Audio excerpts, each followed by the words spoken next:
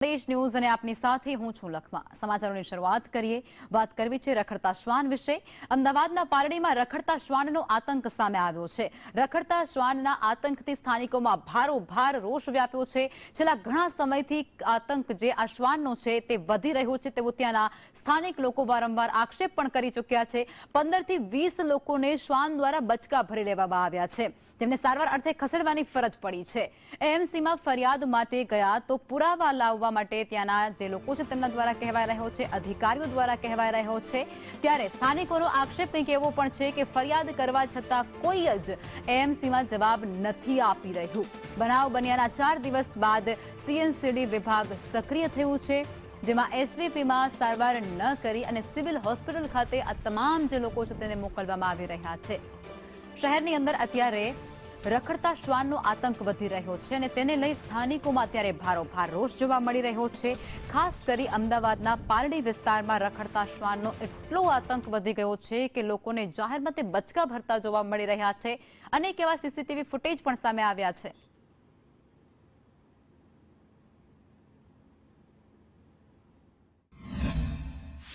અમદાવાદ શહેરમાં રખડતા કૂતરાનો આતંક હોવાનું સામે આવ્યું છે અને જેના સીસીટીવી ફૂટેજ પણ સામે આવ્યા છે। પારડી વિસ્તારમાં હીરાબાગ ક્રોસિંગ છે અને ત્યાં નજીકમાં રખડતા કૂતરાઓ દ્વારા અનેક લોકોને કરડી ખાધા હોવાનો બનાવ જે છે તે સામે આવ્યો છે અને એસવીપી હોસ્પિટલમાં પણ સારવારની ના પાડી દીધી હોવાની વિગતો જે છે તે અત્યારે જાણવા મળી રહી છે। સ્થાનિકો સાથે વાત કરીશું।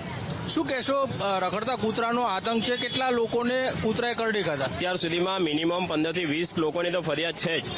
જે અહીંના રહેવાસી સિવાયના બીજા લોકો રોડ પર નીકળતા લોકોને બી ખાસી એવી વાર આ કમ્પ્લેનની પ્રોબ્લેમ થઈ કે અમે લોકો 10 વાર લગભગ કમ્પ્લેન કરી છે, પણ આનો કોઈ રિસ્પોન્સ મળ્યો નથી। છેલ્લી લાસ્ટ છે ને 14 તારીખે ફ્રાઈડેના દિવસે 3:30 વાગે આની કમ્પ્લેન કરી છે, એનો બી કોઈ રિપ્લાય નથી મળ્યો। પરિવારમાં મારા છોકરો છે, નામ અમિત મકવાણા છે, એ અહીંયા ઊભો હતો એટલે એને બચકું ભર્યું, એટલે આંગળી આખી કટ કરી વાળી છે એની છેલ્લી આંગળી, અને એને 108માં સારવાર માટે વીએસ લઈ ગયા તો એ વીએસમાંથી ને પછી એસવીપીમાં મોકલ્યા અને ત્યાંથી એને 2 ઇન્જેક્શન આપીને સિવિલ મોકલી દીધા। અહીંયા સારવાર આપી, અહીંયા એસવીપીમાં ન આપી કૂતરાનો।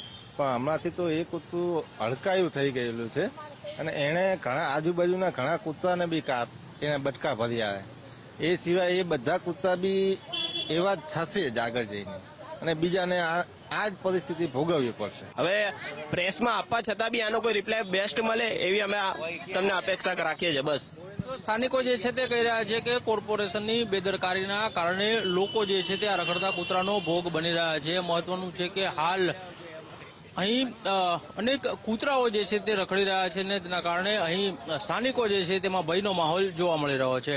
કેમેરામેન કુંતલ મહેતા સાથે કશ્યપ જોશી, સંદેશ ન્યૂઝ, અમદાવાદ।